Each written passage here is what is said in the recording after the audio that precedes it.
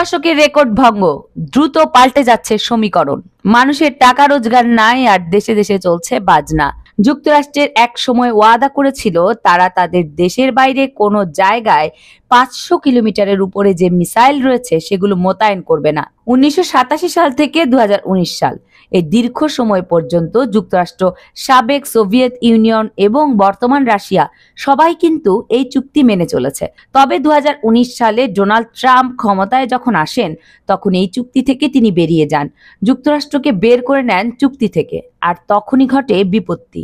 তবুও সে সময় যুক্তরাষ্ট্র চুক্তি থেকে সরে পড়লেও রাশিয়া বলেছিল যদিও যুক্তরাষ্ট্রের এই চুক্তি থেকে বেরিয়ে গেছে, তবে যুক্তরাষ্ট্রের যতদিন পর্যন্ত তার দেশের বাইরে অন্য দেশে লং রেঞ্জের মিসাইল মোতায়েন না করবে ততদিন পর্যন্ত রাশিয়াও মোতায়েন করবে না।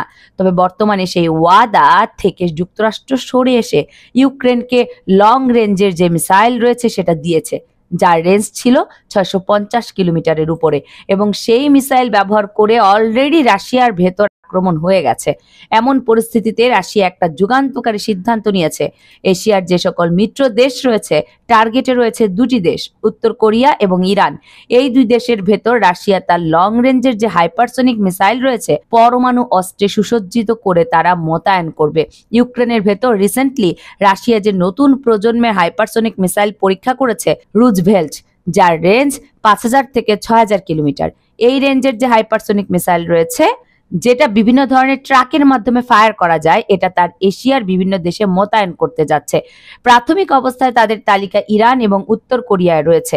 অত্যন্ত গুরুত্বপূর্ণ বিষয়টিকে কেন্দ্র করে রাশিয়ার রাষ্ট্রীয় সংবাদ মাধ্যম রয়েছে, তারা অত্যন্ত গুরুত্বপূর্ণ একটি পূর্ণাঙ্গ রিপোর্ট প্রকাশ করেছে, যেখানে স্টেটমেন্ট দিতে গিয়ে রাশিয়ান উপপররাষ্ট্রমন্ত্রী রয়েছেন মিস্টার সের্গিয়ে রিকাভে। তিনি সাংবাদিকদের বলেছেন যে মধ্য পাল্লার যে লং রেঞ্জের মিসাইল রয়েছে পরমাণু অস্ত্রে সুসজ্জিত, সেটা কিন্তু এশিয়ার বিভিন্ন দেশে এগুলো আমাদের মিত্র দেশে মোতায়েন করতে যাচ্ছি। এখন এটা ছাড়া আর কোনো বিকল্প নেই, যেহেতু এই জায়গায় যুক্তরাষ্ট্র আইএনএফ এর চুক্তি থেকে বেরিয়ে এসে তারা অস্ত্র মোতায়েন করে ফেলেছে, সুতরাং আমরাও এখন মোতায়েন করব। গুরুত্বপূর্ণ বিষয়টিকে কেন্দ্র করে ইরানের রাষ্ট্রীয় সংবাদ মাধ্যম রয়েছে মেহের নিউজ এজেন্সি, তারাও কিন্তু এই সংবাদের সত্যতা নিশ্চিত করেছে। এশিয়ান অন্তত 4 থেকে 5টি দেশে রাশিয়া এই হাই ভ্যালুর যে সকল মিসাইল রয়েছে হাইপারসনিকের, যেগুলো MIRV টেকনোলজির, সেগুলো মোতায়েনের সিদ্ধান্ত তারা নিয়েছে এবং এই বিষয়ে ক্লোজলি তারা কাজ করছে তাদের মিত্রের সঙ্গে, এবং ইরানের সঙ্গেও কিন্তু এই ইস্যুটিকে নিয়েও জরুরি ভিত্তিতে কাজ হচ্ছে। যে কোনো মুহূর্তে বড় ঘোষণা কিন্তু আসতে পারে এবং আমরা জানতে পারবো যে ইরানের ভেতর পৌঁছে গেছে রাশিয়ার হাইপারসনিক যে বড় ধরনের হামলার পরমাণু হামলার মিসাইল রয়েছে, সেটা অবশ্যই হবে 5 থেকে 6000 কিলোমিটার রেঞ্জের, মানে আশেপাশে যত মিত্র রয়েছে সেখানে কিন্তু আক্রমণ করতে সম্ভব হবে। এবং ইসরায়েলের কথা তো বাদই দিলাম, ইসরায়েলের যে রেঞ্জ রয়েছে সেটা তো 2500 কিলোমিটার। অবশ্যই সামরিক দিক থেকে বিবেচনা করলে ইরান এবং উত্তর কোরিয়া প্রেক্ষাপটে এটা একটা যুগান্তকারী পদক্ষেপ। রাশিয়া এর পূর্বে তাদের সহযোগিতাটা এই ধরনের যদি খোলামেলা করত তাহলে আজকে ন্যাটো এত দূর যেতে পারতো না এবং রাশিয়াকেও এই যুদ্ধে জড়াতে হতো না। রাশিয়া কিন্তু সিদ্ধান্ত নিতে একটু দেরি করেছে, যার জন্য কিন্তু ইউক্রেনের মতো একটা যুদ্ধ দীর্ঘ সময় ধরে তাদের চালাতে হচ্ছে। এর পূর্বে যদি তারা তাদের টেকনোলজি নিয়ে কিছু শক্তিশালী মিত্র তৈরি করত, যেমনটা ইরানের উত্থান হয়েছে চীনের সহযোগিতায় এবং কিছু কিছু ক্ষেত্রে রাশিয়ার সহযোগিতায়, এই সহযোগিতাটা তারা যদি আগে থেকে করত তাহলে পরিস্থিতি আজকে হয়তো আরেকটু ভিন্ন হতে পারত। যুক্তরাষ্ট্র যেভাবে বৈশ্বিক যে নিরাপত্তা পরিস্থিতি সেটাকে ঝুঁকিপূর্ণ তৈরি করছে এবং পরমাণু যুদ্ধের দিকে ধাবিত করছে, সেটা অবশ্যই চিন্তার বিষয়। পরমাণু অস্ত্রের এই যে একটা প্রতিযোগিতা তৈরি হয়েছে, নিজেকে রক্ষা করার জন্য বা শত্রুকে মারার জন্য পরমাণু অস্ত্র ব্যবহার করতেই হবে। এটা বৈশ্বিকভাবে যে নিরাপত্তা ও স্থিতিশীলতা সেটার জন্য ভালো কিছু নয়।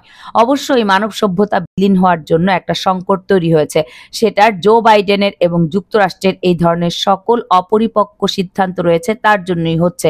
একটি সুপার পাওয়ার হিসাবে আরো সংযত আচরণ করাটাই কিন্তু প্রয়োজন ছিল। দেখুন, টেনশন থাকবে, প্রতিযোগিতা থাকবে এবং একে অন্যকে কোণঠাসা করার প্রতিযোগিতা থাকবে, যেটা দশকের পর দশক ধরে ছিল। তবে জো বাইডেন আজকে পুরো পরিস্থিতিটাকে যে জায়গায় নিয়ে গেছে এমন জটিল কখনোই ছিল না। এখন কিন্তু পরিষ্কারভাবে অনুধাবন করা যায় যে আপনার বিশ্বযুদ্ধের দ্বার প্রান্তে এসে গেছি বা শুরু হয়ে গেছে বা পরমাণু যুদ্ধ হতে পারে। এই শঙ্কাটা এখন কিন্তু আপাতত পরিস্থিতিতে আর অমূলক নয়। এখন কিন্তু সামরিক বিশেষজ্ঞরাও স্বীকার করেন যে জো বাইডেন বৈশ্বিকভাবে পুরো পরিস্থিতিটাকে যত খারাপ জায়গায় নিয়ে গেছেন গত 40 বছরেও কেউ তা নেয়নি। চলুন একটু পিছনে ফিরে যাই। সময়টা তখন ছিল 1976 সাল। ওই সময়ের সাবেক সোভিয়েত ইউনিয়ন ও যুক্তরাষ্ট্রের মধ্যে একটা শীতল যুদ্ধ চলছিল। এক দেশ আরেক দেশকে পরমাণু বোমার আঘাতে উড়িয়ে দেবে, এই ধরনের শঙ্কা কিন্তু ওই সময় প্রতিটা মুহূর্তে ছিল। দুটি দেশই একে অন্যকে এতটাই অবিশ্বাস করত, যার জন্য সর্বদাই কিন্তু পরমাণু যুদ্ধের জন্য তারা প্রস্তুত ছিল। যেহেতু ওই সময়ে ন্যাটো প্রতিষ্ঠা করে ফেলেছিল যুক্তরাষ্ট্র, কৌশলগত দিক থেকে যুক্তরাষ্ট্র একটু এগিয়ে ছিল। ইউরোপের বিভিন্ন পয়েন্ট থেকে আক্রমণের সুযোগ ছিল, বিমানের মাধ্যমে পরমাণু হামলার সুযোগ ছিল। কিন্তু হঠাৎ করেই কিন্তু এই পুরো সামরিক ব্যালেন্সটা পাল্টে দেয় সাবেক সোভিয়েত ইউনিয়ন। তারা আবিষ্কার করে RSD-10 নামক নতুন এক ধরনের মিসাইল। 3টি পরমাণু ওয়ারহেড MIRV টেকনোলজি ব্যবহার করে আলাদা 3টি টার্গেট আক্রমণ করতে পারত এই মিসাইলটি, এবং এইগুলো মোবাইল লঞ্চিং প্ল্যাটফর্ম থেকে ফায়ার করা যেত। এগুলোর রেঞ্জ ছিল 5000 কিলোমিটার। মাটির নিচে কোনো মিসাইল সাইলো নয়, বরঞ্চ একটি চলন্ত গাড়ির উপরে মিসাইলটিকে স্থাপন করেছিল সাবেক সোভিয়েত ইউনিয়ন, যেটা ইঞ্জিনিয়ারিং এর দিক থেকে একটু নতুন দিগন্ত ছিল। যে টেকনোলজি যুক্তরাষ্ট্রের হাতে ছিল না, এর মানে হলো সাবেক সোভিয়েত ইউনিয়ন পশ্চিম ইউরোপের যে কোনো দেশকে কাউন্টার করার জন্য ওই সময় যে সকল মিত্র দেশ রয়েছে সেখানে এই মিসাইলটা মোতায়েন করতে পারত, এবং পরমাণু অস্ত্রে সুসজ্জিত করেই কিন্তু মোতায়েন করতে পারত।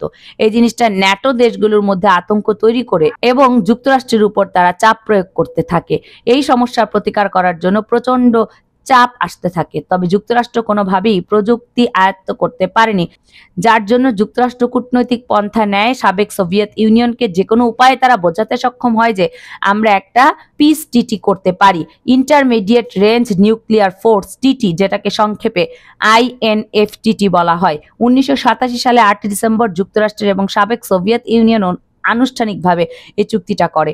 সেটা ঐতিহাসিক দৃশ্য। মিখাইল গর্বাচেভ, যিনি সাবেক সোভিয়েত ইউনিয়নের প্রেসিডেন্ট, এবং ওই সময় যুক্তরাষ্ট্রের যিনি প্রেসিডেন্ট ছিলেন রোনাল্ড রিগান, এই দুজন মিলে কিন্তু এই চুক্তিটি স্বাক্ষর করেন। যুক্তরাষ্ট্র ভেতরে চুক্তি স্বাক্ষর হয়। এই চুক্তিতে বলা হয়েছে যে এই দুই দেশ তার দেশের বাইরে অন্য কোনো জায়গায় 500 কিলোমিটারের উপরে যে মিসাইল রয়েছে সেটা মোতায়েন করবে না 1987 সাল থেকে 2019 সাল। এই দীর্ঘ সময় পর্যন্ত যুক্তরাষ্ট্র, সাবেক সোভিয়েত ইউনিয়ন এবং বর্তমান রাশিয়া সবাই কিন্তু এই চুক্তি মেনে চলেছিল, এবং তারা তাদের দেশের বাইরে কোনো জায়গায় 500 কিলোমিটারের উপরে এই মিসাইল রয়েছে সেগুলো মোতায়েন করেনি। তবে 2019 সালে ডোনাল্ড ট্রাম্প ক্ষমতায় আসেন যখন, তখনই এই চুক্তি থেকে তিনি বেরিয়ে যান, যুক্তরাষ্ট্রকে বের করে নেন চুক্তি থেকে।